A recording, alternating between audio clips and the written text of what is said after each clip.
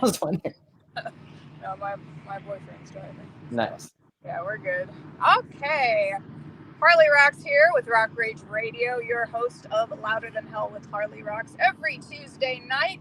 I am here with the band Al1ce. How's it going, guys? Really good. Thank you. How are you? Doing absolutely wonderful. It's a gorgeous Sunday here in Houston. Awesome. I heard y'all are based in LA, correct? Yes. We're not originally from there. I'm from Texas myself, but yeah. Awesome. Cool. So I'm going to start with what made y'all kind of want to start a band together? I mean, we were playing music together for a while. Like Al1ce was actually sort of a product of another project like that we were in previously. Oh, what's up, Misty? Hey. Nice to see you. So yeah, like we were playing in a band called Mankind is Obsolete. And we toured for about a year, and then we were just writing a lot of music that didn't really fit in under that. And then after we got off of tour, we just started. It was like a very organic process, so it took like years of just like jamming. We're like, all right, this is really interesting, like let's continue exploring this. And still it didn't fit under like Mankind is Obsolete, so we just like, we're like, why don't we just weird. Sorry, I lost my browser for a second. Anyway, so sorry about that. So basically, we were at a point where we're like, okay, this is a project that's not Mankind. This is something new. So we're like, all right, let's start it up. And it was me, Tosh, and Gordon at the time. And then it just organically just built from there, So that's basically the story of it. So awesome. What are some of y'all's influences that kind of made you want to start? I know, Tosh, for you, you're one of the singers, right? Yeah, I'm the lead singer for Al1ce, and for me, I grew up playing classical music. So classical music is kind of my foundation, both with piano and also with voice. I'm still active in the classical community, so I'm still doing concerts here in LA for the classical realm. But yeah, I'm being able to spread out and try new music has been a big inspiration for me. So I love it when my friends share their influences and share their music with me, because I feel like I'm a sponge. Because I grew up with just listening to mostly classical, so I didn't have like classic rock or anything like that in my wheelhouse. So when a song comes on, I'm like, what's that? And so a lot of my bandmates are like, oh, you need to check out things like Led Zeppelin and Pink Floyd. Beatles. So, yes. Yeah. How about you, Harley? Do you have any? Ooh, there's a lot. I mean, are we talking like specifically national bands or like unsigned artists? Because I got a few of those too. We got actually 3 metalcore bands coming in at the end of October to Houston called Saving Vice, Revenant, and Dreamwake, and then we have 2 of our amazing local bands unsigned. Kid 6 is going to be doing all their originals, and we got Dead Set Red, and I'll be doing a special DJ emo night set afterwards. So those are some of them. As far as national bands, I really like Escape the Fates, Slipknot, Motionless in White, but also, I also do work for a classic rock station too, so I love Motley Crue. Nice. A few of mine. Scott, what about you? Who are some of your influences? So like early influences, I would say growing up, I was exposed to like, my parents were always like listening to classic rock and blues and all that stuff, because they were like, I guess, hippies, so like they're really into really good music, I thought, so I was exposed to a lot of that. And again, like my dad was a huge fan of like blues guitarists, and he had like a guitar laying around the house, so I just would always like sort of like noodle around on it and just like try to figure out some of those songs. So like that was like back then, and then when I hit this point where I was like, all right, I'm discovering and exploring music for myself, I feel like for me, like the biggest influences that really sparked my interest in playing music was listening to Pink Floyd, Nine Inch Nails, you know, a lot of sort of like punk rock at the time, like even Nirvana. You know, they were a huge influence on me.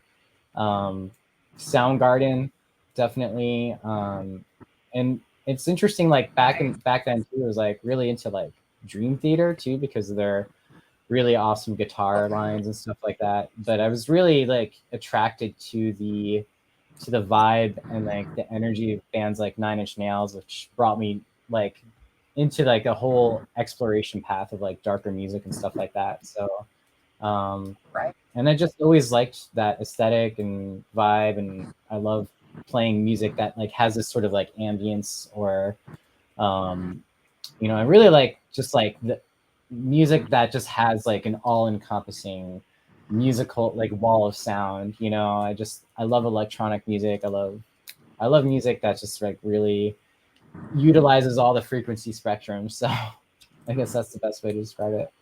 Awesome. So I know you released a new song this year called Drown. Can you Mm-hmm. tell me a bit more about that? Like maybe what inspired y'all to write that particular song compared to some of your older stuff? Well, my really dear friend Jonah Forey in Arizona passed away in March. And he was an absolutely incredible artist on every level. He was like a big teddy bear, but he was, you know, an industrial metal vocalist. And he had a lot of different projects. And he wrote these lyrics that he heard on my voice years ago. And when he passed away, I kind of, you know, in my grieving process, like went through all of our messages. And the very first message he ever sent me were these lyrics.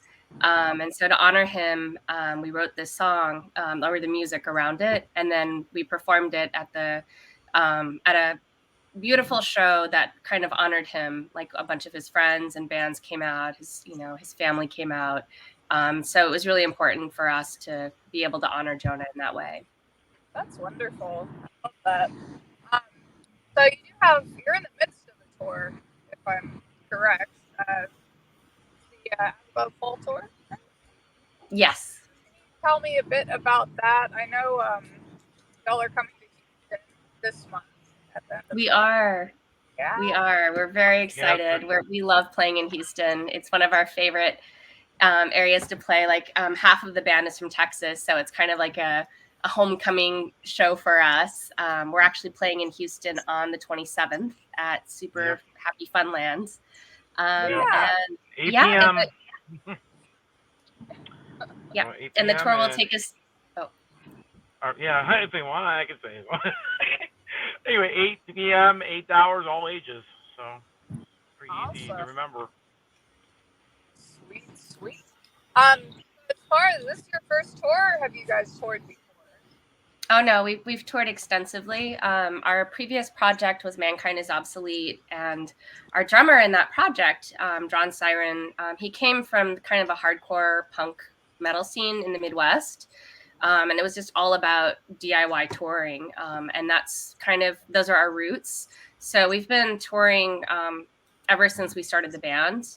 I've lost track, to be honest, how many tours we've done. But I'm excited. We're actually going to be out in the East Coast. We're going to be out in Florida this time.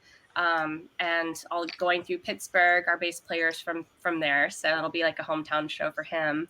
And then going through the Midwest and coming back to LA. But we've been touring quite a bit, and we're just excited. We love being on the road. It feels natural to be out there.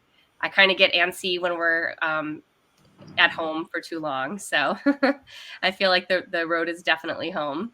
Yeah, I feel like, well, Al1ce has been touring consistently since 2016, actually. We've been hitting it almost every year except for the pandemic. And then during the pandemic, we went into like virtual tour mode, and we literally like had like, I don't even know how many virtual shows. We were doing it like every single day for weeks on end, for like multiple times during the year. So like not only did we get the experience of like just a lot of touring, but also just like you know, in the studio every single day and like dialing in your sound in a live environment, like is really interesting. Like it forces you to like be, you know, you have to be really on your toes, you know, when you're in that environment every single day, you know, like if you mess up, you know, everyone's going to hear it.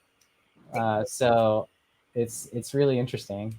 So. Well, we wanted to, so in 2020, we had 4 tours that were booked, and you know, a lot of people in the music industry were having a really hard time. So there were a lot of venues shutting down. A lot of my friends that were musicians, you know, they really relied heavily on for their income for music.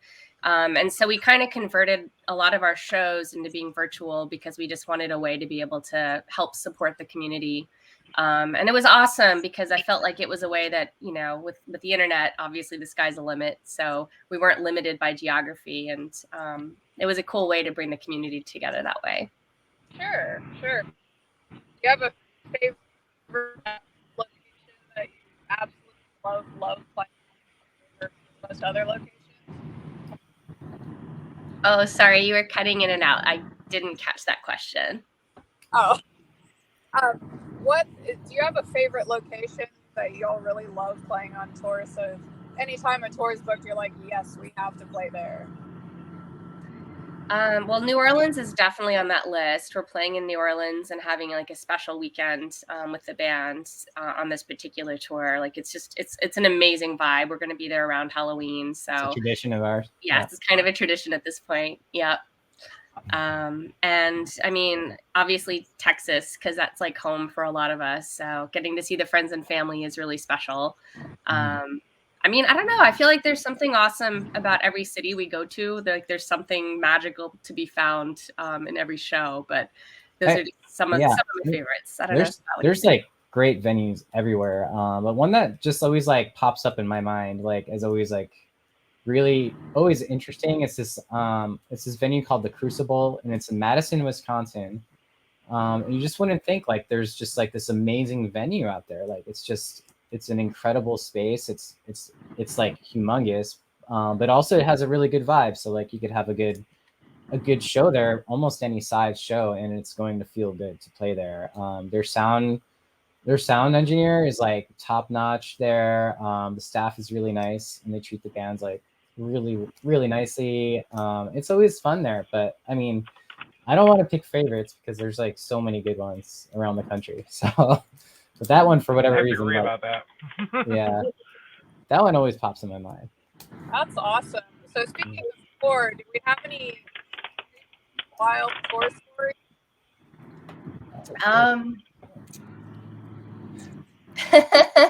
What do you think, Scott? Well, yeah, I mean, there's this. I don't know why I was just thinking of this time when it was like 4:30 in the morning, and we all had to like come into a hotel, and the clerk was just not having us. Like, they were like, "What?" We booked a room for like 2 rooms, so enough for like an entire band of people. It wasn't like we're trying to like stick like like 10 people in one room or something. And the front desk person was just not having it. He was not in a good mood. He was tired. And yeah, like we were all like loopy at that point. So that was an interesting, fun time. Well, the funny thing, I mean, after shows, we're all wearing our stage makeup. So I'm sure we were, I don't know if we were looking desirable. Yeah, we probably weren't looking that desirable because they were like, what are you doing here? I kind of the right place, attitude.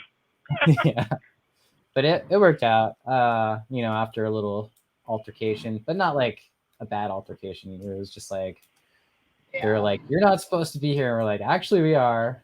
And that was about the end of that. But that's about the craziest I could think of. We're pretty chill band. So I guess our idea of I was saying, I had weird tour experiences. I've been in business for 22 years. I can tell you a weird band story too. Be on the road, so that's how it goes. But you know, I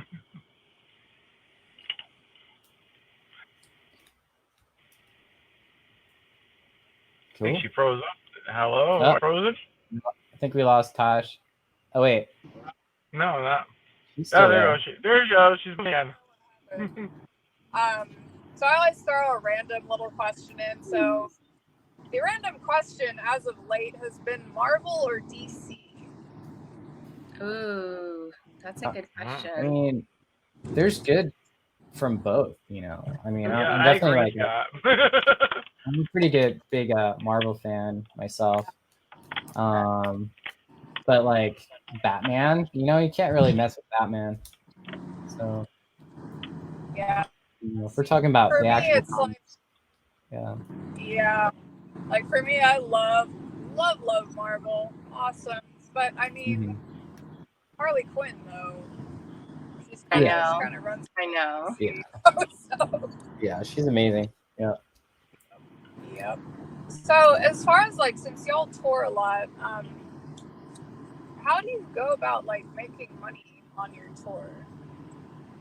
Well, for us, you know, like we come from a big DIY background, so again, like we're very much do it yourself. You know, and Tosh can tell you all about this, but like the way that we create our tours, the way that we book our tours is that we keep our costs as low as possible. And this is just from our experience over the years of like touring.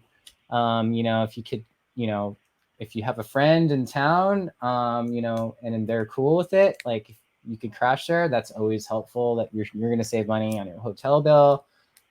We also make all of our own food. Tosh actually cooks like the healthiest homemade food. We bring a slow cooker, a pressure cooker, a rice cooker with us, and like all the raw ingredients, like bags of beans and bags of rice and lentils, like literally like, you know, the night before, like right during a gig, like it's a common thing where like Tosh is like, you know, filling up the pot with like the beans and water. So like they're ready for tomorrow's like meal, you know, and like at the same time, she's like, oh, I got this like pasta dish that I made for you guys. Like it's insane.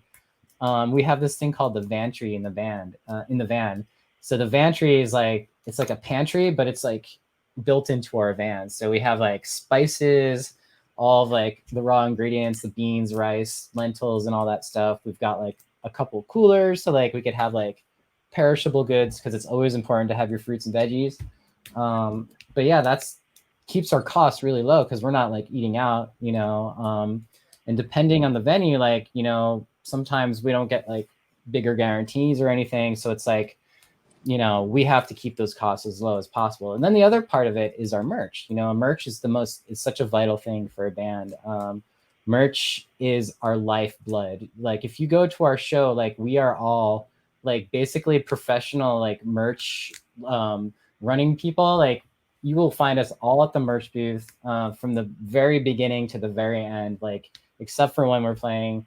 Like that is the most vital thing. And like it's actually like we have stage lights for our merch booth because like it's just, you know, we want to make sure that, you know, that's part of the experience, you know, of our shows, like getting to hang with us at the merch booth. So hopefully when people are come to our shows, like they'll probably hang out with us, you know, hopefully buy a CD or two.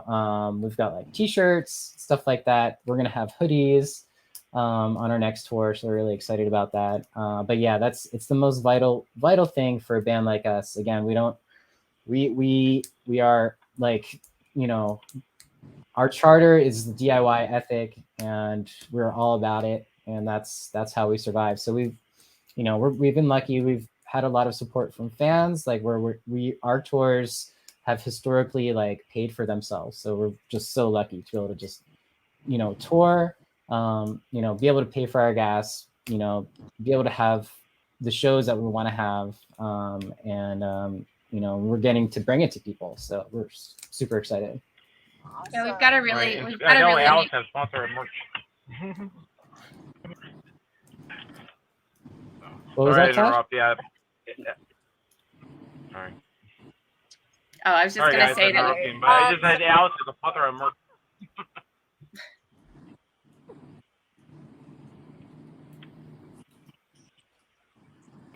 Okay, so now all of your fans or people watching right now can find y'all all across social media. I know y'all have Facebook. Do y'all have anything else that people can connect with you on? Yeah, definitely. So we actually have something called the Mad Hatter Army It's something. It's basically a community that we've created that's like partly a Facebook group, but it's also like sort of like and it's separate from all the social media. So it's like it's something that we've created. That's just like Al1ce only. We've got a Discord server. So like if you sign up to the Mad Hatter Army, you know, you could join our Discord server and you can hang out with us in our private Facebook group, which is really fun. So that's like if anyone's watching, you can sign up at army.ilikealice.com. And the other things, yeah, I mean, we've got like the social medias. It's just something like that I do. I sit on it almost every day, 24/7. So like Instagram, YouTube is a great thing to check out because all of our music videos are up on there. We've got our Facebook, obviously. We've got a TikTok channel if people want to check that out. But you know, we put a lot of love into like our communities, which really is the Mad Hatter Army. So awesome. yeah. Go follow Al1ce on anywhere you have social media. You can go sign up for their Discord server. It's been a pleasure talking with you guys. I hopefully look forward to seeing you guys in Houston. And Yes. everybody make sure you grab some tickets from them and we'll have a rocking show. Awesome. Well, thanks so much for having us. Yeah, no problem. Have a great day. You too. Thank you. Bye.